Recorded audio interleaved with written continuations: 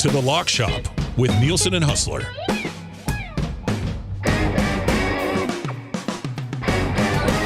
All right, another day of coverage rolls on right here at Edmonton Sports Talk. Thank you very much for being here.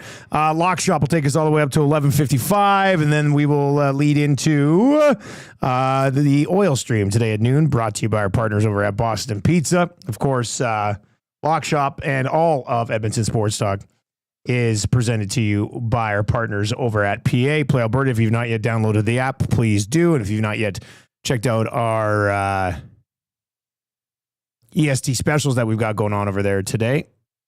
We've got one. There'll be another one coming in right away.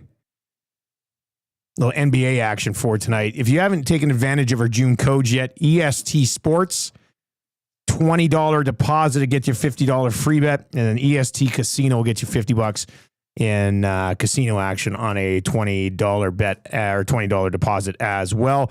Early bird bet of the day is already up. A little association for you tonight. Pacers plus 9.5, and I moved Siakam from 20 plus points to 18 plus points. So Pacers plus 9.5, Siakam 18 plus points. That is plus 204. And then I just sent it over to the boys. It should be up shortly.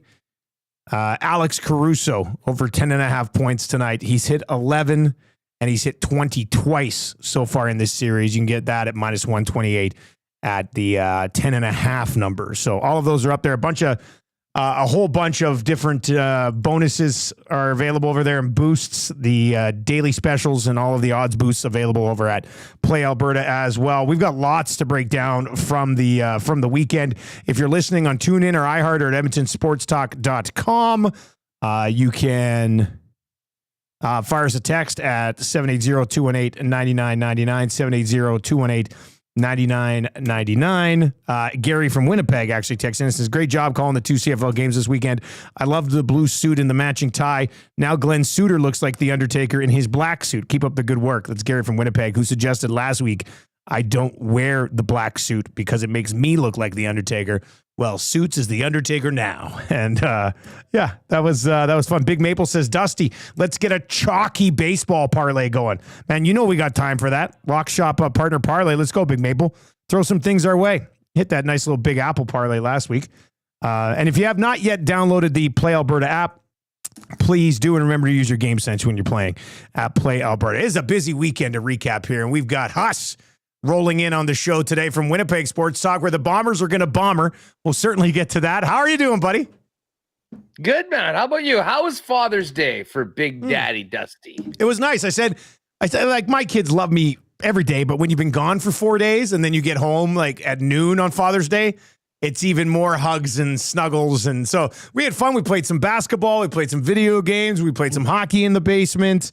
What else did we do? We had Mr. Mike's for dinner. Watched a little Clone Wars, pretty much everything they like to do that I also like to do because I'm a child as well. And yeah, we had a really nice Sunday, buddy. Thanks for asking. Love it.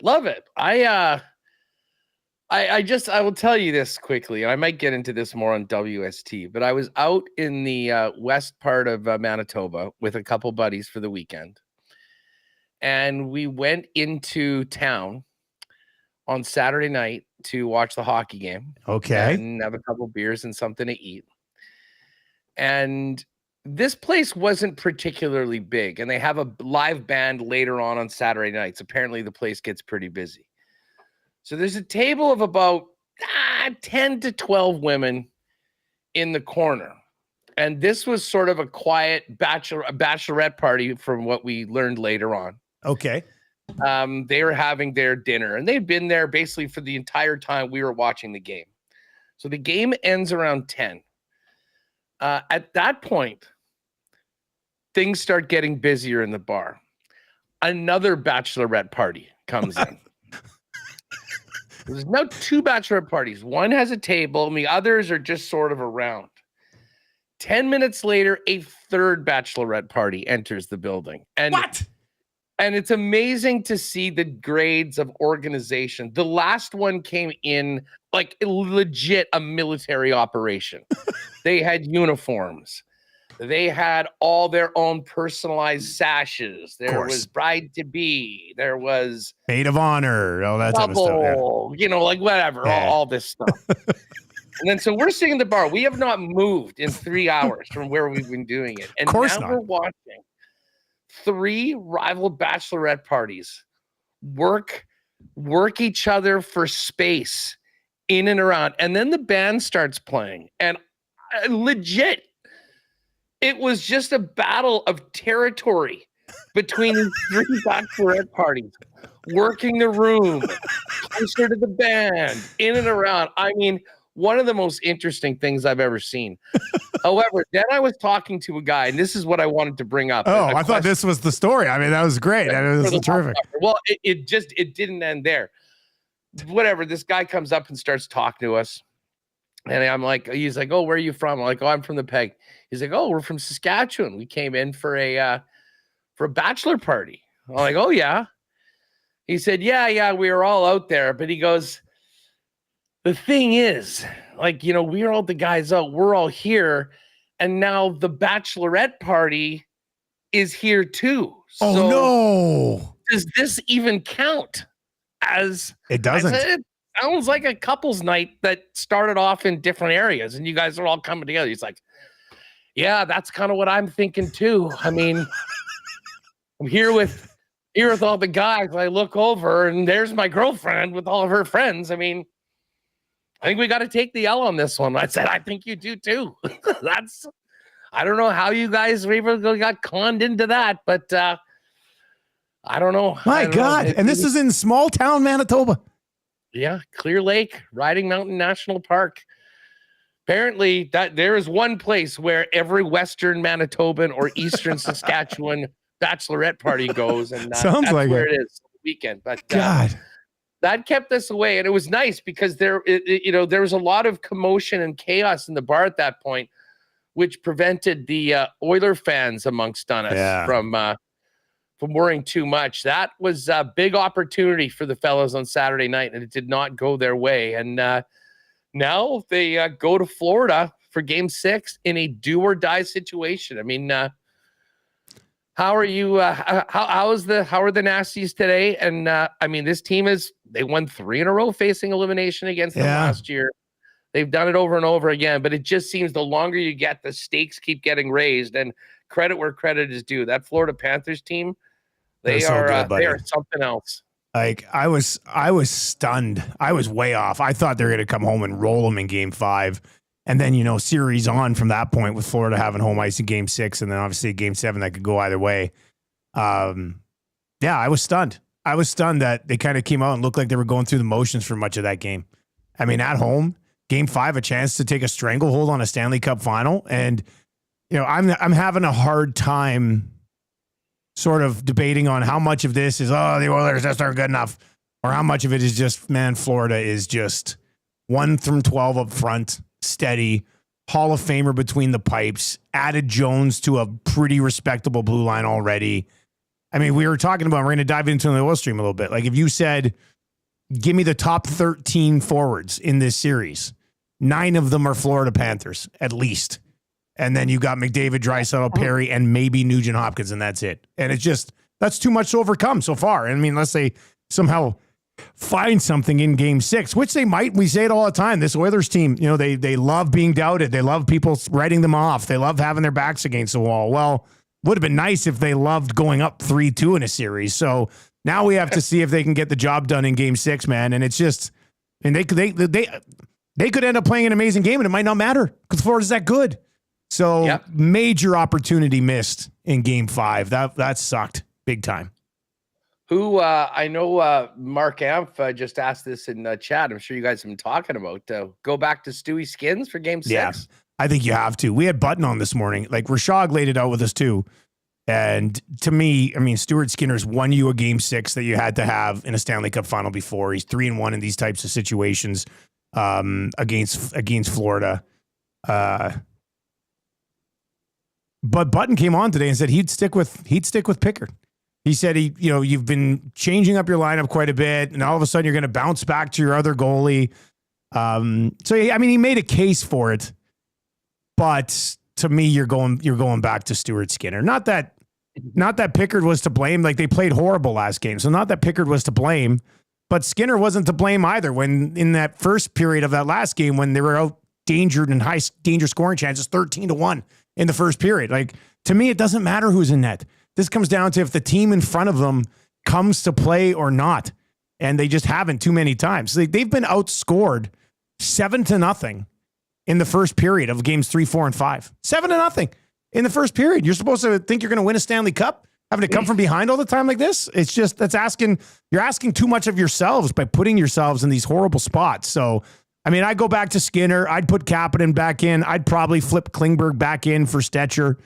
But like I said, I'm not sure how much of it matters if Florida plays the game that they're capable of. I don't think the Oilers' top-end game can match Florida's top-end game, as sad as that sounds right now. The Oilers definitely have to have a better start. I mean, you're exactly right. You cannot be digging yourself out of these holes that they've been getting themselves in. And listen, game 4 was somewhat of a miraculous comeback, but that's not the path to victory for Edmonton. So they're going to need to fire it up and be ready to go. Well, I mean, we'll get to the golf in a minute. Obviously, we did not have a big JJ Spaun piece on the weekend, but no. I see Inferior Woods says, I used my $50 free bet on the Lock Shop CFL parlay. You guys turned that into $290. Oh, hello. Hello. Maddie and I have actually gone back to back. The week before, we cooked up an RBC parlay. Yes, you did. Which came through. And then the one from this week was Alouettes -5.5. Stamps money line, Sask Hamilton over 51.5. And that one came through. Was it over 50.5? Because that game only finished at 51. It must have been over 50.5. Because it was 28-23. All right, so it must have been 50.5. So that was a close one. Exactly, over 51.5. Yeah, Hamilton Tiger Cats, 51 or more points. It ended 51 or more points, yeah. Wow, okay, well, there we go. Nice work. But now I feel the pressure because I'm here all week. I got the Lions-Bombers rematch on Saturday. That's my only game this week. So I will be around, and I'm very excited to put together a little CFL parlay. And you know what? We got into this on Tuesday, I guess, when I was doing CFL 110. But another reason to hit the Lock Shop Monday, Tuesday, and definitely CFL 110, because we are able to get these lines that are, I mean, listen, Montreal. Well, dude, I had a 3-game money line parlay, which was the Bombers. Now the Bombers were +108, I think, when I bet it. I think they ended up going off in and around +140. So I didn't get a good number on Winnipeg, but I got Montreal at +100. They ended up going off as like a -250 favorite. Yep. And Calgary at +140.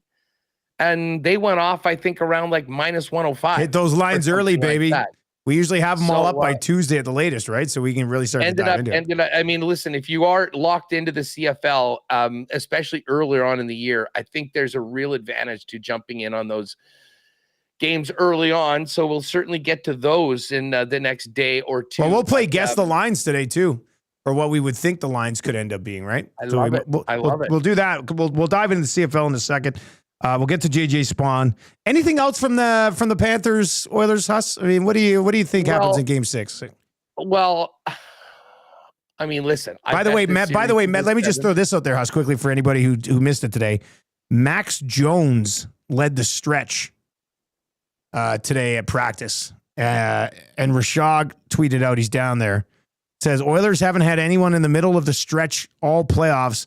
Max Jones get the center today and a cheer from the boys.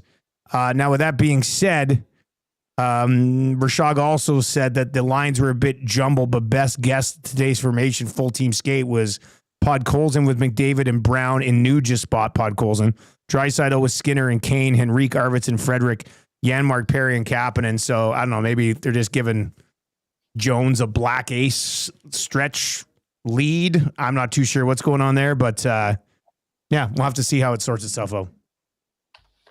And Mark Amp, by the way, while we're sitting in, we did put together over on WST a Peg City one where we had the Bombers, the Sea Bears, and the Gold Eyes all to come through, which was nice. There were some wins around here this weekend. Unfortunately, the win that we wanted the most this week was the Bombers. I mean, that was important. I mean, you did.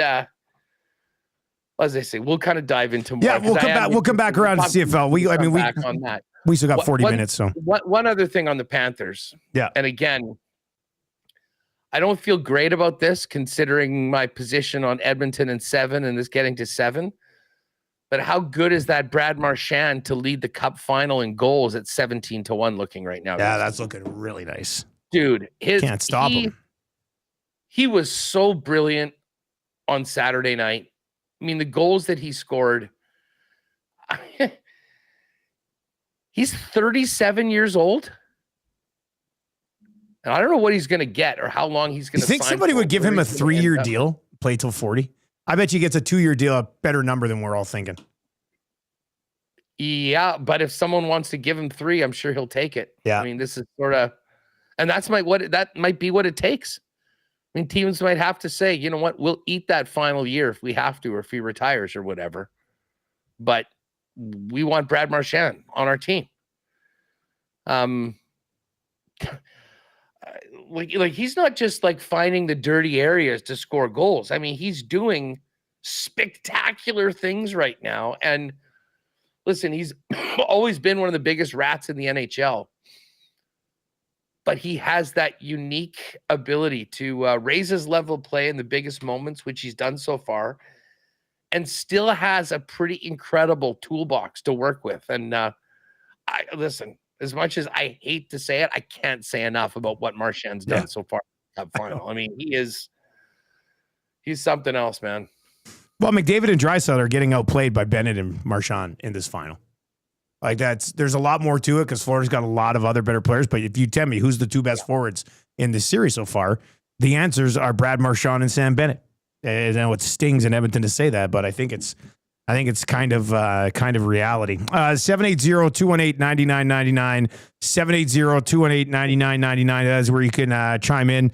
We'll obviously have a lot more tomorrow on this game and give you some best bets. I know Big Maple was asking for a little MLB parlay today, so maybe we'll throw some. He said super chalky. Maybe we'll find some heavy money line favorites and put something together there before the end of the show today as well. NBA Finals tonight. What's that? Ohtani pitching tonight. Ohtani is pitching tonight. Yeah, that's kind of interesting news, eh? That's we'll see how it goes. How about that Devers trade yesterday? That came out of that. Well, I thought it came out of nowhere. I don't know how Sox and Giants fans are thinking, but I know some Red Sox fans that were pretty pissed off yesterday, big time. Oh yeah. Now the guy was a big time pain in the ass, and I think they were having buyer's remorse on the contract. But the fact that they just finished sweeping the Yankees, they get over 500.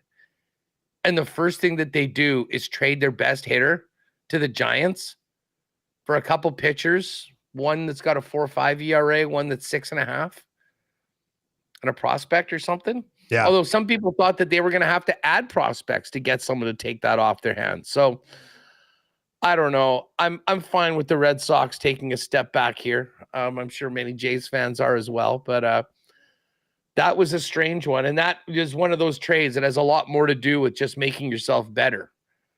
It's about removing a problem and removing a financial commitment that I don't think they felt very comfortable with. So funny how they butchered that. You know, Mookie Betts walks. And then loses Xander Bogaerts. Yeah. Who was very, very popular. And then it seemed like it forced them into making Devers. A massive commitment to Devers. And then he didn't want to play first base. He wouldn't move over. He's already said he's happy to do that in San Francisco. So very, very interesting. But yeah, baseball tonight, Ohtani. That is that's what we'll all be paying attention to. And we do have NBA tonight. Crucial game 5. Tonight. Yeah.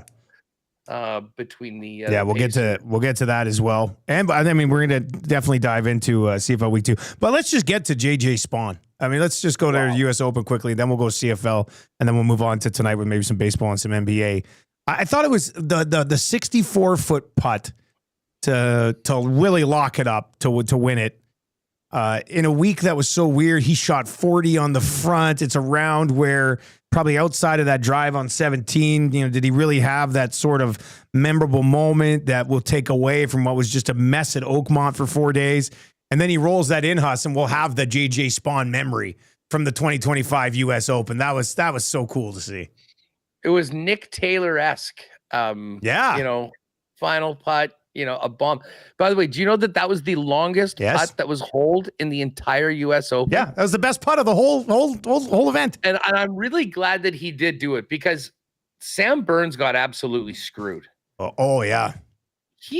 That was the worst ruling. And one of the guys that was on site went there afterwards and showed what he was dealing with. I saw the squish, the water, the puddle. Like he basically had to hit out. It's mind-boggling that they did not give him a drop due to water at that point. And, but he was falling apart. It is such an incredible performance by JJ Spaun, what he's able to do after the weather delay. And he talked about how he went through a similar thing at the Players, and that helped him. But man, you look at the start, and he got some really bad breaks. I don't think he was as bad as his first 6 holes showed. 5 bogeys on the first 6 holes. But at one point, he's 4 shots back, but more so than any other tournament. You don't have to go get it. You need to stay where you are. To stay there. And then, listen, what can you say? That drive that he made on 17 on the drivable par 4 was so damn good. Easy birdie. So then it's a matter of going and parring that final hole. And he ends up finishing birdie for just a legendary performance. And this is a guy that I'm guilty of. I think we're all guilty of. We never really took that serious. He never had a top 20 in a major before.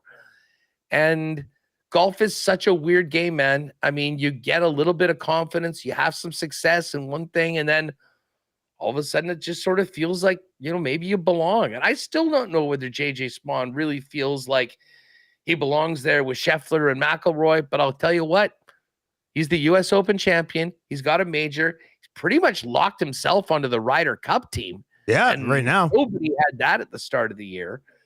It's just a great underdog story, as much as it didn't jibe with many of the bets that I placed for the for the U.S. Open. But I'm happy for him. Absolutely deserved it. And that tournament is a war of attrition. Yeah, was that good to watch, or was it like, did it get to the point where it was so ridiculous? It was great to watch. Listen, if that's happening every week on tour, it's too much. Then yeah, I think. But listen, once a year, we know what it is. And all the guys that were asked at the start of the year, if we could give you even par and stay in the clubhouse, would you take it? Everybody said yes. And lo and behold, that would have been. Now, I guess he technically finished -1, right? Because he did birdie that last hole. Birdie to finish it. He was 1 under. Pretty cool. Only guy under par. But man, he's been there all season long. And the winner was right under our noses. We didn't realize it. First round leader was there the entire time, still getting pretty big money on live betting markets. And then there he was, last man standing. I didn't check, but I would have loved to have known how high the number would have got yesterday. Like when he was 4 shots back. What the highest would have been, yeah. There was another 6 or 7 guys ahead of him at that point. Well, he had that one shot where he hit the pin and it spun. It came all the way back and down. That was on 2. Man. Yeah, that was 2. Probably You're right. A 2-shot swing. So yeah, listen. I love the U.S. Open. It's different than everything else. You see these guys turn into mere mortals. But it gave us some really cool shots. All the videos of the different angles of the winning putt was really cool. And I'll give 2 guys credit. Both guys that'll probably be on the European Ryder Cup team.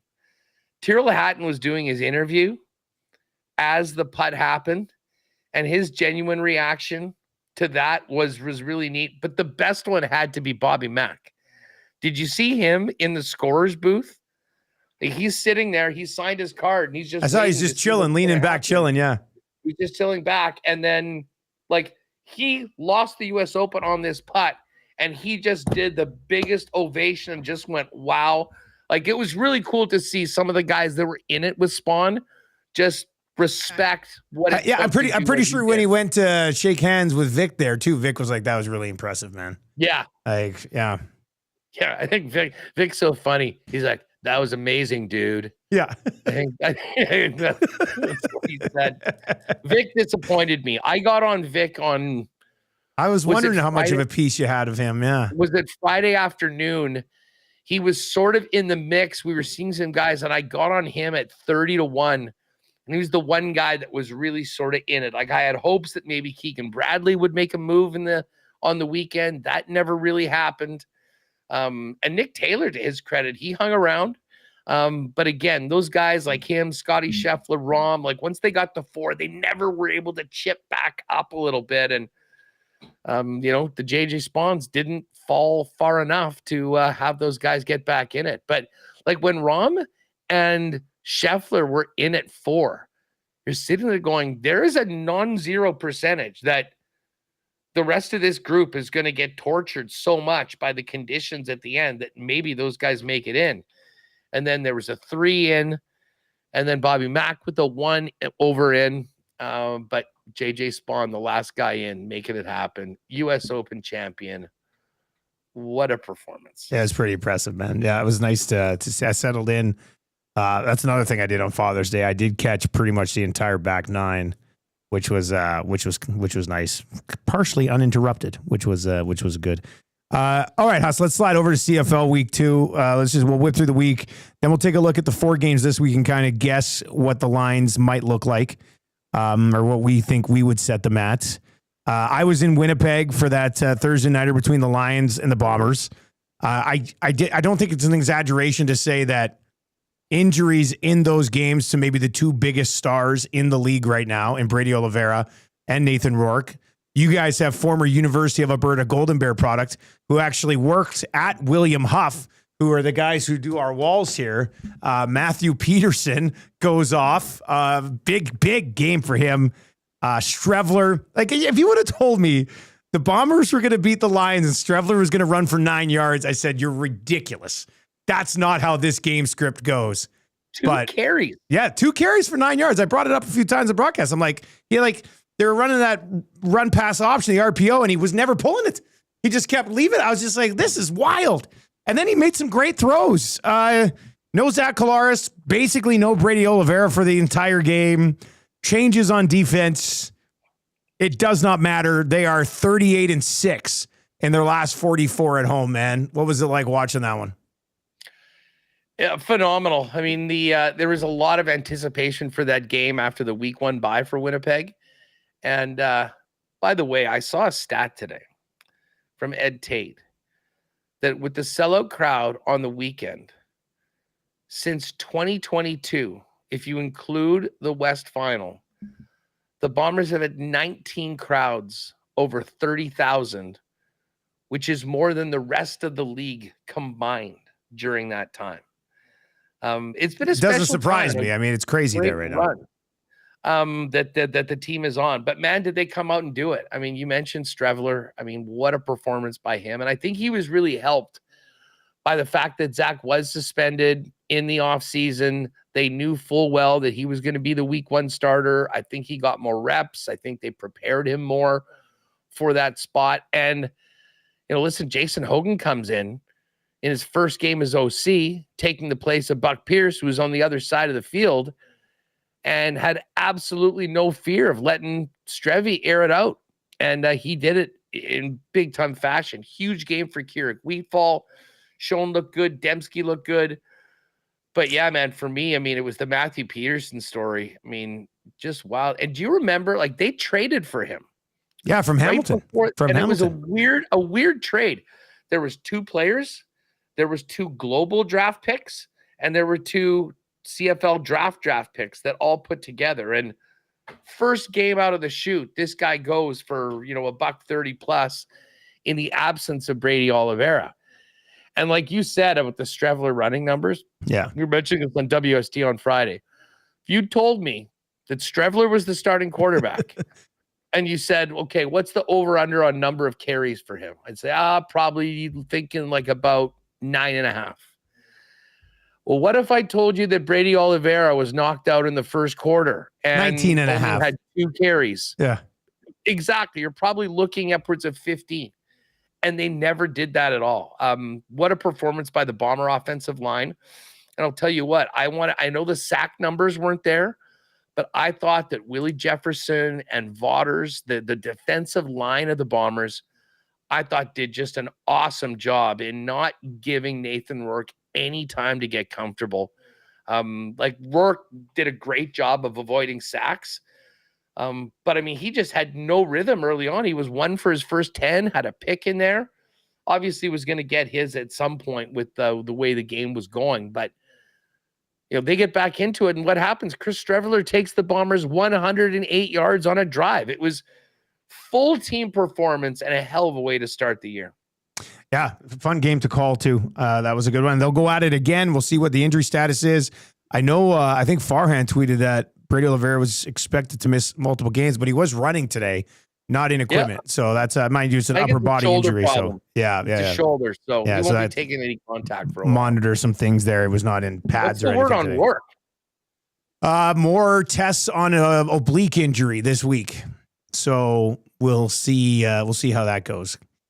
We won't be getting a line on that game for a while because that's such a big swing. That's played. Yeah, I mean, we'll probably see something. Yeah, it might come out a little bit later. Ottawa missed Drew Brown, but Montreal looks like a wagon. I mean, great on both sides of the ball again. They roll over the Red Blacks. Calgary goes in Toronto, beats the Argos. No Chad Kelly yet. And then Bo Levi had over 300 yards. Trevor Harrison was like 290 something. And the Riders get a pick 6 from Roland Milligan, and despite some kicking issues, they go to 2-0 with a victory in Hamilton. From those other 3 games, Huss, what's the biggest story of the week there? Well, I mean, early struggles for the Argos. That magic from the Grey Cup for Mr. Arbuckle has certainly not carried over into this season. And they're going to need Chad Kelly back sooner as opposed to later. But I mean, that gruesome injury happened in November. Like, I don't know whether he's going to be ready right away. So tough start for the Argos. VA, the Stamps are 2-0 on the season. I mean, that's a great story. And then, I mean, the East right now is Montreal and then everybody else. You've got an 0-2. The Argos are number 9 on the 3 Down Nation power poll this week. And then Hamilton and Ottawa. And I'll give Ottawa a little bit of the benefit of the doubt. I mean, having to play without Drew Brown was really difficult, and they're going up against the best team, at least right now, early on in the season in Montreal. And then Hamilton. I mean, listen, Brett Lawler gave them some opportunities to stay in that game with those misses. And I don't know, is Hamilton just going to be a good team that has big offensive numbers that doesn't win football games? Kind of sounds like last year's team. Well, that's the thing. Like right now, it's very much looks like last year's team. I know chatting with Milanovic prior to the game, he does say that their defense might take a little bit of time to come together, but he does like it. Kenny Lawler with Bo Levi should be a series of highlight reel catches this year. They were very good. He targets him a ton. Be looking at some Lawler overs as we work our way through the week, or through the season, I should say. As for this week, I'm seeing some lines already popping up, Huss, but let's just kind of go blind here across what we would think the lines would be. Yeah, I haven't looked at anything yet. Okay, yeah, I took a glance, but I can't even remember. I just saw that 2 games were up. I didn't actually see the number. All right, Montreal rolls into Edmonton. Alouettes are 2-0. Elks 0-1. Coming off a bye week. If we had our own book, Huss, and we were setting lines, what are we thinking for this Montreal number? Montreal -4. Yeah, that might actually be where it comes out at. I think I think if it's Montreal -4, a lot of people are going to be on the Alouettes. I think even if it opens there, I think 4.5. Yeah. I think by the time it closes, it might be closer to 6. But yeah, the 4 for a road team. The other team's coming off a bye. 4.5 is probably a fair place to open that one. The Riders are 2-0. They go into Toronto. to play the Argos. We'll have to see what the status is of Kelly there. Slight favorite on the road for the Riders here? So, I mean, assuming that Kelly's not playing, which I don't think he will be. Yeah, I mean, I think I'd maybe go Sask -1.5. Yeah, I was going to say 2, so we're pretty much close there. Calgary's at home against Ottawa. If Drew Brown can't go, what's the number in favor of Calgary here? Because they will be the favorites if there's no Drew Brown. Drew Brown cannot go. Yeah. We'll go Calgary. When you think about Schultz last week, VA, I was going to say Calgary -3.5, but I think it actually might be more like 4. Yeah, 3.5. I was going to say just beyond a field goal at 3.5. If Drew Brown does play closer to a pick'em, essentially. Yes. Does he move the line that much? Yeah. Yeah, exactly. I mean, Calgary might have done enough right off the bat to be a favorite either way. But if Drew Brown's in and they are a favorite, it'll just be like half a point. It'll be very close to a pick'em. It'll be mostly a money line play. But I think that if it's Schultz, we're looking at Calgary probably having to lay like 4 points at home at least. All right, and then let's do this one. BC Winnipeg. Zach is eligible to play. Let's say Rourke does play. Obviously, Brady will be out. Lions at home, 1-1. Winnipeg coming off that win over BC. That'd be a pretty close number, I think, here. What do you think? Yeah. I think we're going to look at if Rourke is in, I'm going to say BC -1.5. Okay. And if Rourke is out, what would you say? How much does he move that line? That's got to be out. I think it's 3 Bombers. points at least. Yeah, I think it's Bombers kind of like -2. Okay. So I'm glad we went through this process because now I brought up the 2 games that are already posted. We have 2 posted over at Play Alberta. Let me just refresh to see if we got any more. Nothing on that Montreal Edmonton game yet tonight, or this on Thursday. Okay. So I think this line that I'm seeing on this Winnipeg BC game right now is them without Rourke because the Bombers are 2.5 point road favorites right now over at Play Alberta. And then the Riders are 3.5 point favorites on the road against the Argos, which we were talking about without Chad Kelly, probably be right around there. So pretty accurate with what we were thinking with those 2 games to start. And then, I'm very intrigued to see what this Montreal Edmonton number is when it comes out. I don't think it'll be inside the 4 that you mentioned. 4.5 might be a more reasonable place to open it. But I think, watching Montreal play right now, unless Edmonton's offense is drastically better than it was in the first week, I could see Montreal doing to them what they did to Ottawa. So we'll have to see on that front. But man, I love having the CFL back. Great, love to see it. Yeah, dude, the games have been super fun. I can't wait for this. I know a lot of people like the Tuesday, Friday, Saturday, Sunday schedule. I love the doubleheaders, especially when we've got BC playing in the Saturday night and the late game. Yeah, in that late game, it's great. It's great, and that's going to be.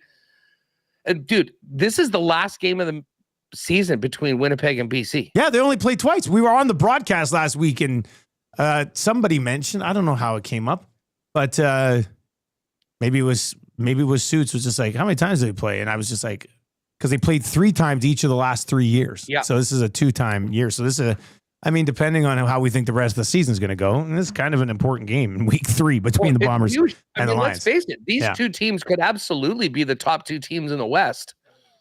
And if it ends up coming down to, a tiebreaker, basically, the BC Lions are going to have to win by 15 points to have the leg up on the Winnipeg Blue Bombers after the 14-point win in the first week. So the Bombers' schedule is just bizarre, dude.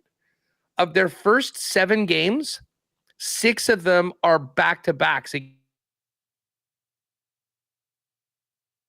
Uh-oh. We lost Huss. Got the Rider one. Sorry, Huss, we lost you for 1 second. You said 6-6. 6 of the games are what? 6 of the first 7 games for the Bombers are back-to-backs. Oh, no way. Really? It is a very, are one of those with Calgary? Yes, there's a bye week in between it, I believe. Yeah. I'm just pulling this up, the TSN. Yeah, because they have another bye week right away. Like, not right away, but shortly here. The old schedule for the Bombers. I'm going to click this on them. Just do it by theirs. So the Bombers start off with the home and home against BC, home game against Edmonton, then at Calgary, bye week, home to Calgary, then at Toronto, home to Toronto. Oh, that's interesting. What a quirky little schedule there. Another game against the Stamps, Ottawa, Montreal, and then back-to-back against the Riders. And then Hamilton, Ottawa, Hamilton, Edmonton, Riders, Montreal. So it just seemed like we always expect the home and home with the Riders. We know when that is. Labor Day Classic, Banjo Bowl. But, I mean, going back-to-back with Toronto and Calgary and BC all in your first 7 games, it's tough to beat teams twice in a row. I mean, I just found it. Like, I don't know whether a bunch of other teams. Look at you sitting here already making excuses for the Bombers, eh? It's tough to beat teams twice in a row. Here we go. Well, I mean, listen, it is. And it's just now, that being said, Bombers have done it very well over these last 5 years. And I'll tell you what, they're feeling pretty good. And this is actually the best case scenario because Caleros is going to come into this game just chomping at the bit to get out there and to get slinging it. The receiving's been good. The offensive line was great. So I kind of would prefer if Rourke did play, just for the fan in me. I mean, you want to see the best go at it. But I'm sure you guys mentioned this little ditty on the broadcast, but Mr. Rourke is now 0-5 against the blue and gold. They are certainly his kryptonite in the CFL. He's had a decent, so he had a horrible start to that game. Then he got in a groove. He leads the league in passing yards, passing touchdowns, and is second in rushing yards right now. So he's had an okay start to the season for sure, but he cannot beat the Winnipeg Blue Bombers. All right, so that's the picture on the Canadian Football League. We'll obviously discuss that a lot more as we work our way through the week, and the rest of those odds continue to pop up. Huss, Big Maple was asking for the lock shop partner parlay from the Diamond tonight. You mentioned Ohtani's going to get the start. Probably got to get a piece of him. Dodgers are minus 164 there. The Mariners are minus 189 at home against the Sox. The Yankees minus 200 at home against the Angels. Picking 3 games, and we can put together something pretty decent here. The closer games, the Phillies and the Marlins are basically a pick 'em. Orioles and Rays are basically a pick 'em as well. If we start with the Dodgers, what other 2 games do we want to throw on here? Well, explain to me how the Phillies are basically a pick 'em against the Marlins. The Marlins are horrible. You've got Sandy Alcantara, who's 3-7 with a +7 ERA. And he's going up against a guy with a 1.69 ERA. Last 3 outings, lost to the Cubs, only gave up 3 runs, lost to the Blue Jays in a 2-1 game, and beat the Pirates 1-0, going 6 shutout innings. Yeah, are they missing somebody? Why would this just be that seems weird. The Phillies are 42-29. I know, and they're steamrolling too. I mean, they're on a 4-game winning streak. They just swept the Blue Jays on the weekend. So, anyways, is that just, to me, it looks like the most obvious one on the board at a pretty nice number. Philadelphia, Ohtani. Who else? So we've got Philly. I guess we could just bet against the Rockies. I mean, they're 14-57 and 7-30 away from 7-30 on the road. Yeah. I mean, how many people have said that this year, right? I guess we could just bet against the Rockies. Nats aren't particularly good either. They're not great, but they're not the Rockies. You know who's just been so bad is the Orioles. But the Orioles are coming off a sweep of the Angels, and they've won 4 of their last 5. This is the time where they absolutely have to make a move after that horrible start. We got Zach Elfin and Pepiote, 3 and 6. Although pretty good numbers for Tampa. Do the Red Sox get a boost after trading Devers? I don't know. I was wondering if we try to get some sort of is there some sort of fallout in Boston, the boost or the other way? I don't know. Maybe we got a good number on Philly. Maybe we do just fade the Rockies here. The Nationals have lost 8 in a row. Oh, geez. Well, they're due, and they get the Rockies. Swept by the Mets, and they lost 2 of 3 against Texas. Holy smokes. That's a bad game. Not an easy. Okay, well, what about Houston against the A's here? Yeah, McCullers on the hill. The A's starter, actually. Houston's not that good on the road.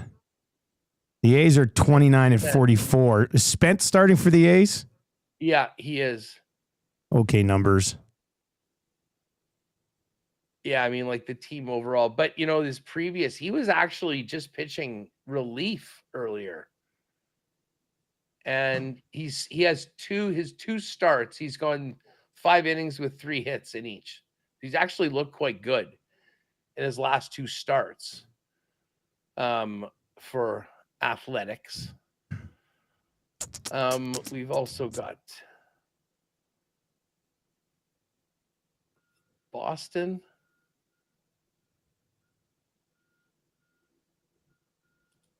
What about Baltimore, Tampa? Zach Elfin. The matchup predictor has Tampa 61%. Better starter. The Orioles got it together at all. Phillies, Dodgers. What are you thinking? What are you thinking? Yankees? Have we even brought up the Yankees yet? I mean, they just got swept by the Red Sox. Yeah, they're home against the Angels. It's minus 200. Puts it up to plus 359 pre-boost for a little MLB parlay. I mean, we could just make it simple and throw the Yanks in there. I mean, listen, the Angels just got swept as well by the Orioles. Something's got to give. I say, let's go with the Yankees. Let's do that. Yankees are 21 and 12 at home. Okay, that's what we'll do. Phillies, Dodgers, Yankees on the on a little MLB parlay for you. And then, of course, NBA tonight. What do you think of the Pacers? 9.5-point dogs, us. So much. I think I'll take the Pacers tonight. It's a lot. It's a big number. I already put one together. Siakam 18+, and Pacers 9.5. So that's available already. But I also got him my man Caruso over 10.5 points. 4 games in this series. He's had 11, 20, and 20. So he's covered it 3 times. Dropped that off. Yeah. He what a shrewd pickup he was. He was great. The Lakers should have never let that dude leave, man. That pissed me off. One of the top defensive players in the league. Now he's chipping in offensively. That sucked. All right, what's coming up on WST, buddy? We'll let you go. Justin Dunk's going to pop by. We'll recap the week in the Canadian Football League. Sean Reynolds is at the Cup final down in Florida. So we'll take the temperature on the series going into Game 6 tomorrow, and Mike McIntyre on a bunch of the Jets off-season, Bomber news, and all that. Should be fun. So, you can pop by and join us over on WST for all the topics, maybe some that we didn't get to on Lock Shop today as well. Okay. I'll be watching. I'll talk to you later, man. There you go. That is us from Winnipeg Sports Talk. They're going to be going live here right away. You can fire us a text anytime, 780-218-9999, 780-218-9999. I think I might have just sent my play of the day to the wrong chat. We've moved some things around here. Let me just do this again, or a Lock Shop boosted lock shop partner parlay. What did we say? We said Dodgers. Dodgers money line, Yankees money line, and Phillies money line. So that'll be going up over on our EST specials page at Play Alberta. The two plays already up there. A little Association City for you tonight. Pacers plus 9.5 and Siakam 18 plus points at plus 204. And the Dusty's play of the day, Caruso 11 plus points. He's hit that in 3 or 4 games in the series at minus 128. The baseball parlay should be popping up there. It was plus 359 pre-boost. We'll have the grandest of parlays from the DGen Den and then Jay's play of the day still to come all over on our EST specials page at Play Alberta, where Play Alberta presenting Edmonton Sports Talk, and the fun continues on Edmonton Sports Talk next. We have the oil stream for Boston Pizza, back to breaking down this hockey game, what happened today at the skate, and what we expect in Game 6 from this team. Myself and Tom Gazzola, locked and loaded, coming your way here right away. That is the Lock Shot for Play Alberta. Thank you very much for joining us today. Best of luck if you're riding with us tonight, and we'll talk to you tomorrow.